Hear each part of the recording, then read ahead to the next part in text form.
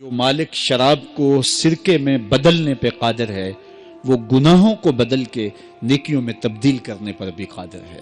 تو کہا کہ جب تم سچے دل سے توبہ کرو گے تو میں یہ نہیں دیکھوں گا کہ تمہارے دامن پہ گناہ کتنے ہیں، تمہارے دامن پہ دھبے کتنے ہیں، میں یہ دیکھوں گا کہ تم میری دہلیز پہ آ گئے ہو، پھر تمہارے سارے گناہ مٹا کے نیکیوں میں تبدیل کر دوں گا۔ زمانے نے دیکھا کہ بشر حافی ہر وقت شراب کے نشے میں دھت رہتے ہیں، سویر سے لے کر شام تک شراب ہی شراب۔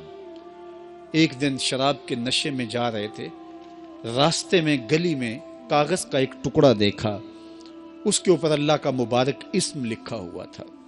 قسمت اچھی تھی، جھک کے اٹھایا، چوما آنکھوں سے لگایا، اس کو دھویا، خوشبو لگائی، اونچی جگہ پہ رکھ دیا۔ ہوں تو شرابی لیکن مالک تیرے نام کی تعظیم کرتا ہوں۔ اللہ اکبر۔ حضرت بشر حافی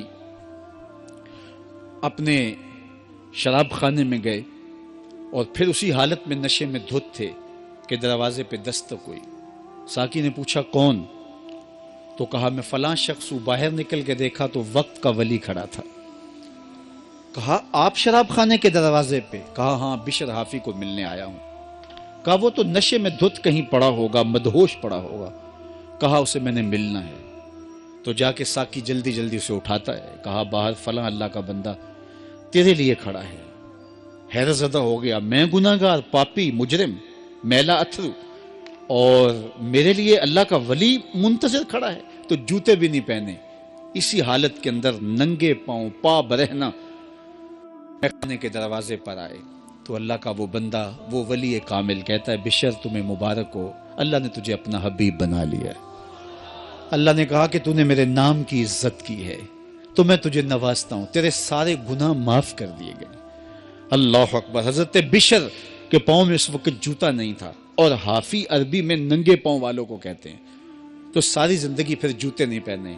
فرماتے تھے جب رب کا سندیسہ میرے نام آیا تھا اس وقت میرے پاؤں میں جوتے نہیں تھے، تو یوں ہی بازاروں میں پھرتے تھے، لیکن اللہ نے یہ اہتمام کیا تھا جن گلیوں سے گزر کے بشر حافی نے جانا ہوتا ان راستوں میں جانور بھی گوبر نہیں کرتے تھے کہ یہ اللہ کا حبیب گزرنے والا ہے، اللہ کا بندہ گزرنے والا ہے۔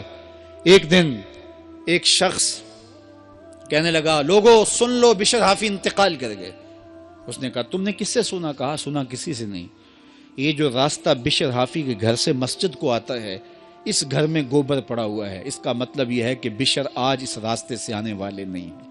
جب دیکھا تو واقعی حضرت بشر انتقال کر گئے تھے۔ اللہ کے نام کی تعظیم کی، اس کی رحمتیں بہانہ تلاش کرتی